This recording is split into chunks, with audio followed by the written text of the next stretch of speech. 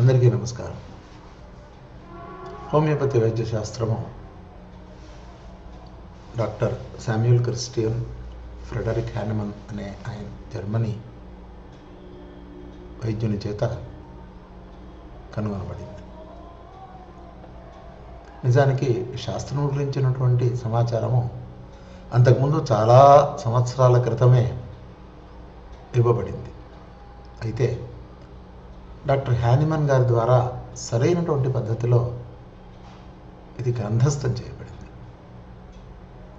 ప్రముఖంగా మనకు కనిపించే వైద్య విధానాల్లో అలోపతి వైద్య విధానం, దాన్ని ఇంగ్లీష్ వైద్య విధానం అంటాం.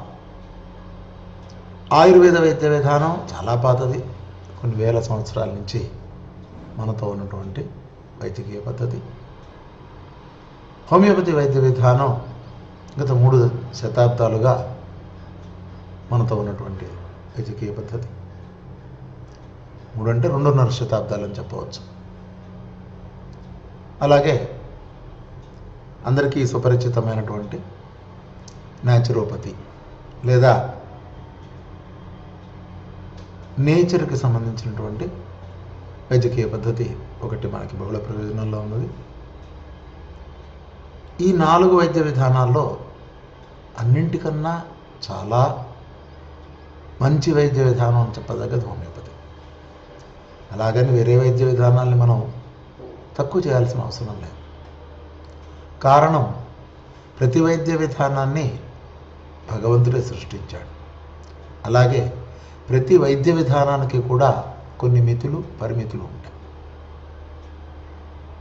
హోమియోపతి వైద్యం మాత్రమే చాలా గొప్పది, మిగతావన్నీ తక్కువవి అనే భావన హోమియోపతి వైద్యులకు ఉండకూడదు. అలాగే అలోపతి వైద్యులు కూడా హోమియోపతి వైద్య శాస్త్రాన్ని తక్కువగా చూడకూడదు. నిజంగా చెప్పాలంటే ప్రతి వైద్యుడికి అన్ని వైద్య శాస్త్రాలు తెలిస్తే ఇంకా చాలా బాగుంటుంది. అందుకే గురువుగారైన మాస్టర్ కులపతి ఎకరాల కృష్ణమాచార్య గారు ఒక మాట అంటుండేవారు. హీలింగ్ అనే ఒక పుస్తకంలో అలోపతి, హోమియోపతి, ఆయుర్వేద, న్యాచురోపతి, అక్యుప్రెషరు ఇలా అనేక రకాల వైద్య విధానాలు ఒకే పుస్తకంలో ఉన్నటువంటి అనేక చాప్టర్లు, కానీ అది వేరే వేరే వైద్య విధానాలు కావు అని చెప్పారు. ఆయుర్వేద వైద్య విధానాన్ని ద సైన్స్ ఆఫ్ లైఫ్ అని చెప్తారు. హోమియోపతి వైద్య విధానాన్ని ద సైన్స్ ఆఫ్ క్యూర్ అని చెప్తారు. అలోపతి వైద్య విధానాన్ని ద సైన్స్ ఆఫ్ డిసీజ్ అని చెప్తారు. న్యాచురోపతి వైద్య విధానాన్ని ద సైన్స్ ఆఫ్ నేచర్ అని చెప్తారు. 4 వైద్య విధానాలు కనుక మనకి సక్రమంగా తెలిస్తే ఏ వైద్య విధానం ఎక్కడ మనం ఆచరించాలి లేదా అనుసరించాలి అనే జ్ఞానం మనకు కలుగుతుంది. అలా కలిగినప్పుడు ఆ సమయంలో ఆ వైద్య విధానాన్ని కనుక మనం అవలంబిస్తే నివారణ బాగా జరుగుతుంది. దురదృష్టవశాత్తు 200 సంవత్సరాలకు పైగా మనల్ని పరిపాలించినటువంటి ఆంగ్లేయులు ఈ ఇంగ్లీష్ వైద్య విధానాన్ని మనకు వదిలి వెళ్ళిపోయారు.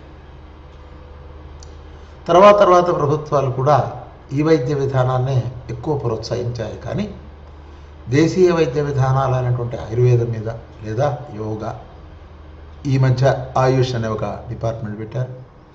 ఆయుష్లో ఆయుర్వేద, యోగా, సిద్ధ, యునాని, హోమియోపతి ఇవన్నీ కూడా ఒక ప్రత్యేకమైనటువంటి విభాగంగా చేయటం జరిగింది. అయితే ఇంగ్లీష్ వైద్యంతో కనుక మనం పోలిస్తే ఈ వైద్య విధానాలకి ఇస్తున్నటువంటి ప్రోత్సాహం చాలా తక్కువనే చెప్పచ్చు. ప్రభుత్వ వైద్య విధానాల్ని మనం గనక విమర్శిస్తుంటే చాలా ఉంటాయి, మనకు అది అనవసరం.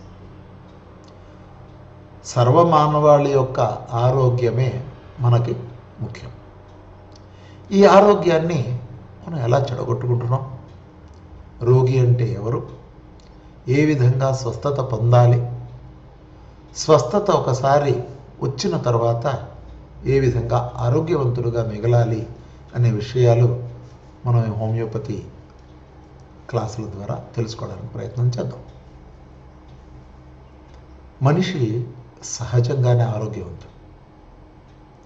సహజ స్థితిని ఆరోగ్య స్థితి అని పిలుస్తారు.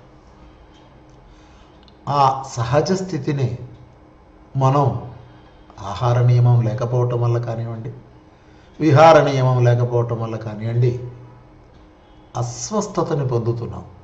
అంటే స్వస్థత న్యాచురల్ స్టేట్ అని చెప్తే, అస్వస్థత అన్యాచురల్ స్టేట్ అని చెప్పవచ్చు. అయితే ఎందుకు ఈ అస్వస్థత వస్తుంది అని కొద్దిగా మనం విశ్లేషించుకోవాలి. అస్వస్థత రావడానికి ముఖ్య కారణంగా పెద్దలు ఇచ్చినటువంటి మన యొక్క ఆహార పద్ధతి. ఎలా ఉండాలి ఆహారము? మనిషికి భగవంతుడు చేయబడినటువంటి శరీరాన్ని చక్కగా ఉపయోగించుకోవడానికి కావలసినటువంటి పద్ధతిలో ఆరోగ్యవంతంగా ఉంచుకోవడానికి మాత్రమే ఆహారం మనకు కావాలి. దురదృష్టం ఏంటంటే అలా ఉండకుండా మనిషి నాలుక యొక్క రుచికి బానిసై తినకూడనటువంటి పదార్థాలు తింటూ ఉన్నాడు. ప్రజలలో నైతికత తగ్గిపోయింది. ఉదాహరణ చెప్పాలంటే, ఒక తినుబండారం తయారు చేస్తున్నటువంటి వ్యక్తి ధన సంపాదన మీద మాత్రమే ఆసక్తి ఉండి తన యొద్ద ఆ ఆహార పదార్థాన్ని కొంటున్నటువంటి వ్యక్తి ఏమైపోయినా పర్వాలేదు, నాకు వ్యాపారం అయ్యి నాకు డబ్బులు వస్తే బాగుండు అని ఆలోచిస్తున్నాడు. కాబట్టే ఈరోజున ఈ పరిస్థితి వచ్చింది. తన సొంత వారికి, సొంత పిల్లలకి, లేదా తన భార్యకు, లేదా తన వారికి ఈ ఆహారాన్ని తను ఇవ్వగలడా? మనందరికీ తెలిసినటువంటి ఒక మంచి జోక్ ఒకటి మనం చెప్పుకోవచ్చు. ఒక హోటల్లో ఒక ఆయన ఆ హోటల్లో యజమానిగా హోటల్ నడిపిస్తున్నాడు. ఒకరోజు ఆ హోటల్లో భోజనం చేయడానికి వచ్చినటువంటి వ్యక్తి, ఏమండి ఏమి సాంబార్ అసలు బాగాలేదు, మీరు తిన్నారా అని అడిగితే, లేదండి నేను మా హోటల్లో తిన్నాను, పక్క హోటల్లో తింటాను అని చెప్పారు. అంటే ఏమైంది అక్కడ? తను తయారు చేస్తున్నటువంటి పదార్థం తింటున్నటువంటి ఎవరైతే కస్టమర్ ఉన్నారో వారి యొక్క ఆరోగ్యాన్ని దృష్టిలో ఉంచుకోరు. తను మాత్రం వేరే చోట తింటారు, తన పిల్లలకి వేరే చోట పెడతారు. మనందరికీ తెలిసినటువంటి విషయం, ప్రభుత్వ పాఠశాలలో పనిచేస్తున్నటువంటి ఉపాధ్యాయులు తమ పిల్లల్ని మాత్రం ప్రైవేట్ పాఠశాలలో చదివిస్తూ ఉంటారు. ఇక్కడ కూడా మన ఉద్దేశం వారిని విమర్శించాలని కాదు, కానీ ఆహార పదార్థం తింటున్నటువంటి వ్యక్తి యొక్క ఆరోగ్యము బాగుండాలి అనే భావనతో కనుక ఆహార పదార్థాలు తయారు చేస్తున్నటువంటి వ్యక్తి ఆలోచిస్తే ఇంత అనారోగ్యం మనకు వచ్చేది కాదు. సరే, అనారోగ్యం వచ్చింది, ఇప్పుడు ఏం చేద్దాం? అసలు అనారోగ్యం ఎక్కడ వచ్చింది? దీనికి కూడా ఒక చక్కటి ఉదాహరణ మనం చెప్పుకోవచ్చు. అలోపతి వైద్య విధానం ప్రకారం అనారోగ్యము కంటికి కనపడే స్థాయిలోనో లేదా మన శరీరంలో ఉన్నటువంటి ధాతువుల యందు మార్పులు కలిగితేనో అనారోగ్యంగా గుర్తిస్తారు. లేదా ఒక డయాగ్నోస్టిక్ ల్యాబొరేటరీలో రక్త పరీక్ష, మూత్ర పరీక్ష, ఇంకా ఏవో పరీక్షలు చేసి వాటిల్లో వచ్చినటువంటి తేడాలను మాత్రమే అనారోగ్యంగా అలోపతి వైద్య విధానం పరిగణిస్తుంది. ఒక వ్యక్తి కడుపు నొప్పి, వాంతులతో బాధపడుతూ ఉంటే అతన్ని పరీక్షించినటువంటి వైద్యుడు కొన్ని రకాల వైద్య పరీక్షలు చేయించాల్సిందిగా చెప్తాడు.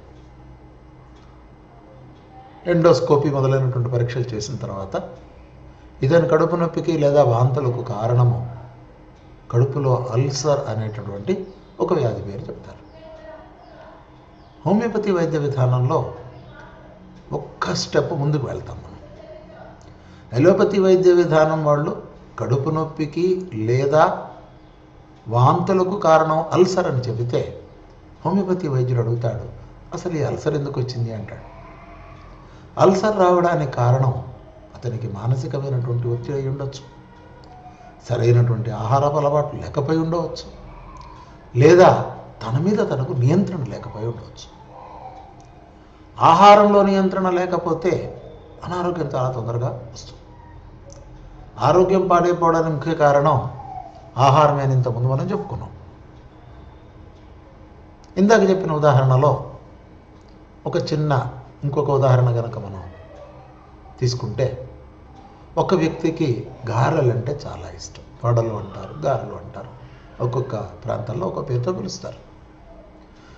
అతను ఒకరింటికి భోజనానికి వెళ్ళాట. ఆ ఇంటి ఆవిడ పాపం చక్కగా రుచిగా గారెలు తయారు చేసి ఆయనకు తినిపించింది. ఆయన తిన్నారు, ఒక అరడజన్ తిన్నారు. 6 తర్వాత 10 వేసింది ఆవిడ, ఇంకో 4 వేసి తిన్నారు. 12, 14, 15 గారెలు తిన్నారు. ఆయన తినగలడు, తిన్నాడు. 15 గారెలు తిన్న తర్వాత ఇంటి ఆవిడకే ఆయన మీద జాలి వేసిందిట. అయ్యో పాపం, ఇన్ని గారెలు తిన్నాడు, ఈయనకి కడుపు నొప్పి వస్తుందేమో, లేదా యాసిడ్ ఫార్మేషన్ అయ్యి ఏదన్నా ప్రాబ్లం, ఎసిడిటీ వస్తుందేమో అని ప్రేమతో ఒక జెలూసిల్ టాబ్లెట్ కూడా ఇచ్చి, స్వామి ఇది కూడా ఒక మాత్ర వేసుకోండి అని చెప్పింది ఆవిడ. అప్పుడు ఆ గారెలు తిన్నాయని అన్నాడు, అమ్మ ఆ మాత్రం టాబ్లెట్ తినగలిగే చోటు ఉంటే ఇంకో గారెనే అడిగి వేయించుకునేవాడిని అమ్మా అన్నాడు.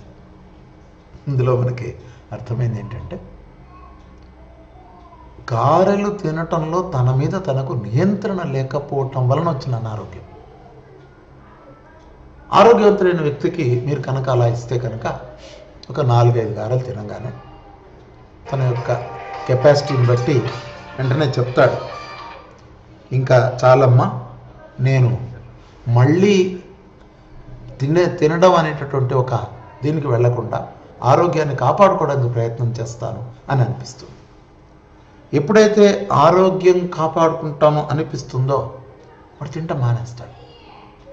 తినటం అనే విషయం మీద నియంత్రణ ఉండాలే కానీ తిన్నందువల్ల వచ్చిన అనారోగ్యానికి మందు వేసుకోవటం నివారణ పద్ధతి కాదు. హోమియోపతి వైద్యంలో నివారణ పద్ధతికి అత్యంత ప్రాముఖ్యత ఇస్తారు. నివారణ అయిన తర్వాత ఏం చేయాలనేది మళ్ళీ మనం ఇప్పుడు చూద్దాం.